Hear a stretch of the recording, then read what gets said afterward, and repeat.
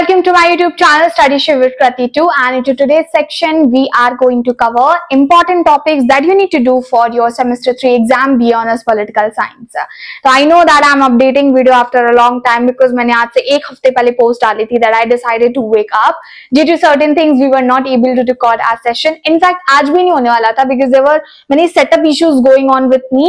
तो मैंने सोचा था कि भाई आज रहने देते हैं, but I know that कि आप लोगों के दिसंबर में एग्जाम होने वाले हैं, तो obviously we have to cover. So first of all, I updated Sem 3 lectures. It's just that many of the students are not able to find out. तो मैं एक बार प्लेलिस्ट का लिंक कम्युनिटी पोस्ट में share कर दूंगी ताकि आप लोग वो चेकआउट कर सकते हो, ठीक है. Beside that one, let's see what are the core papers important topic that you need to focus on. तो टेक्निकली मैं ये चीज मानती हूँ कि आपको रियलिस्टिकली सोचने की जरूरत है. What are the things that you can cover during this time. 3 core paper है, DSE 7, DSE 8 और DSE 9, ठीक है. अब मैं यहाँ पे डाल दूंगी वो जो सिलेबस के बारे में बात करने वाली हूँ. सबसे पहले DSE 7 देख लेते हैं, which is political theory, debates and concept, ठीक है. टोटल मैं देख पा रही हूँ there are total 5 units that you need to cover. And 5 units में से ऐसा नहीं है कि पूरा यूनिट कवर करना होता है आपको. सो फर्स्ट यूनिट की बात करते हैं which is freedom. Now the thing is that इसका कॉन्सेप्ट बड़ा सिमिलर है और बड़ा अच्छा है कि लिबर्टी वाला कॉन्सेप्ट आएगा, negative and positive as a main question. And अगर आप देखोगे सेम में एक कॉन्सेप्ट दिया हुआ है फ्रीडम, इमेंसिपेशन एंड स्वराज. तो जो कॉन्सेप्ट ऑफ स्वराज है, इमेंसिपेशन है, देयर आर हायर चांसेस कि वो आपका नोट मेकिंग में आ जाए, not in the main question. So feel free to go for liberty. And जो आपका पॉजिटिव एंड नेगेटिव है वो क्या है, ईसा बर्लिन का कॉन्सेप्ट है और जेम्स रॉल्स का कॉन्सेप्ट है जो दिया गया है. So make sure you do this one, ठीक है. अब बात करते हैं. Okay, James Rawls is not something given here. J.S. Mill is actually given a justice concept. Second देखते हैं equality. अब देखो इक्वालिटी में equality of opportunity, equality of outcome and egalitarianism. I suggest you that you better go for equality of opportunity and equality of outcome. And more above this one there is a concept given affirmative action और egalitarianism. Again in दोनों ही concept को अगर आप main question की तरह करना चाहते हैं तो आप मेन क्वेश्चन की तरह कर लीजिए, फिर आप इक्वालिटी ऑफ अपॉर्चुनिटी और आउटकम को एक बार पढ़ लीजिएगा कि हाँ आप जानते हैं इसके बारे में क्या है, कि वो नोट मेकिंग में आ गया तो आप कर पाएंगे. क्योंकि जहां तक मुझे लगता है अफर्मेटिव एक्शन और इगैलिटेरियनिज्म पे एज ए स्टूडेंट अगर आपका थोड़ा बहुत ह्यूमैनिटीज का बैकग्राउंड है ना तो आप आसानी से इस पे लिख सकते हो डिटेल में, ठीक है.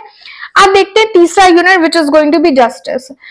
Pretty simple, I am making this clear to you all, which is कि आपको इसमें जेएस मिल का कॉन्सेप्ट करना है.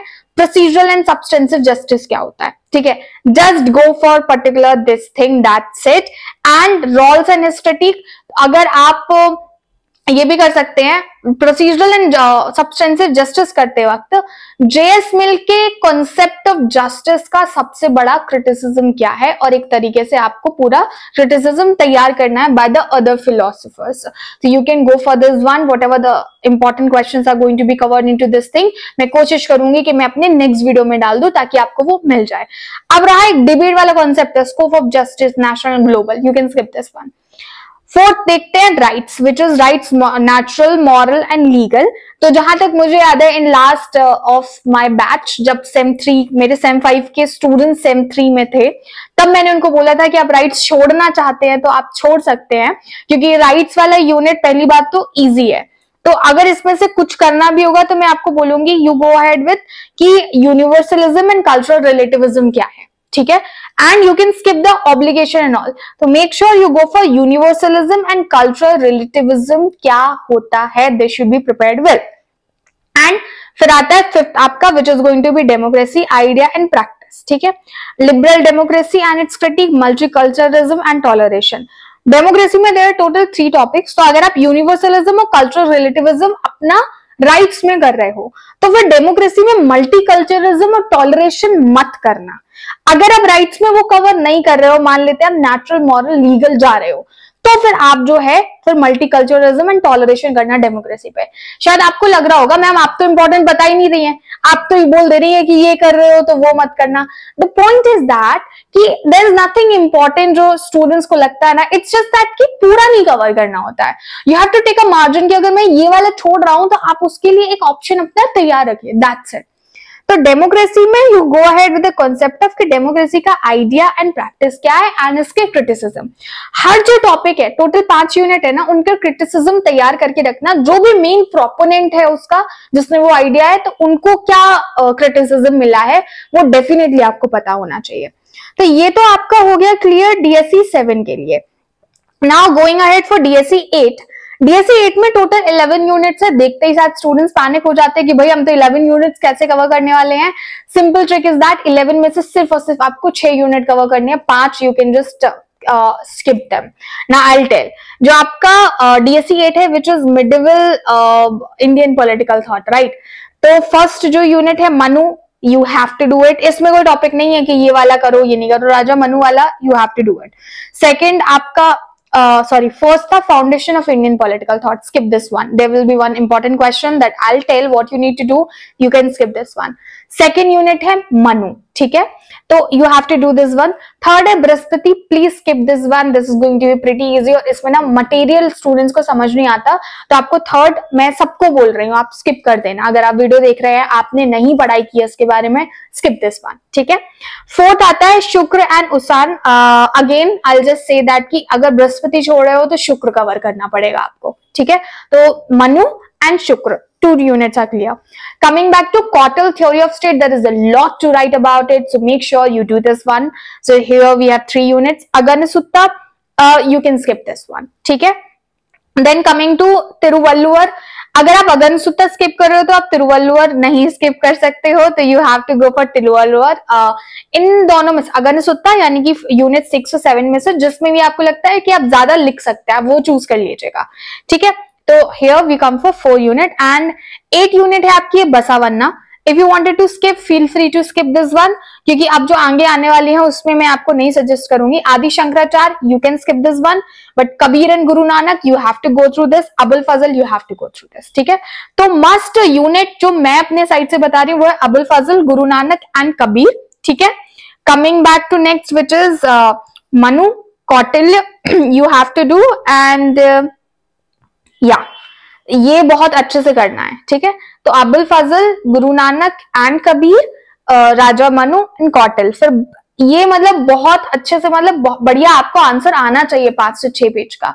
बाकी सब आपके लिए ऑप्शनल है, आप बढ़िया कर लीजिए उनको। बृहस्पति छोड़ के जो है फिर आप शुक्र कर लीजिएगा, अगनसुत्ता और तिरुवल्लुवर में से कोई एक चूज कर लीजिएगा, बस वरना स्किप कर दीजिएगा, ठीक है। अब आते हैं अपने DSE 9 पे, which is going to be CGD, है ना, constitutional democracy in government, constitutional democracy in government in India, okay. DSE 9 में टोटल देखो 4 यूनिट है, बट कंटेंट बहुत ज्यादा है इसका। फर्स्ट यूनिट में से है आपका constituent assembly and constitution. My honest suggestion would be, अगर आप फर्स्ट पार्ट कर रहे हो तो सेकंड मत करना। जैसे इसमें फंडामेंटल राइट्स भी है, डायरेक्टिव प्रिंसिपल्स भी है, तो या तो आप ये दोनों कर लो, अदरवाइज इनको नहीं करना है तो skip this one, go for philosophy of constitution, preamble and features of constitution. ये इजी है, ज्यादा अच्छे से कर सकते हो। तो you have to just choose either section A और section B, don't go for section A B both, ठीक है। तो जो भी करना हो, क्योंकि दोनों इंपॉर्टेंट है। अब आता है सेकेंड यूनिट, इसमें मैं चॉइस दे देती हूँ। ऑर्गन्स ऑफ गवर्नमेंट है, executive, legislature and judiciary. I suggest that कि कोई 2 ऑर्गन चूज करो, एक स्किप कर दो, ठीक है। जैसे कि आप चूज कर सकते हैं एग्जीक्यूटिव विद जुडिशरी कर लेना, अगर लेजिस्लेचर नहीं समझ आता है तो।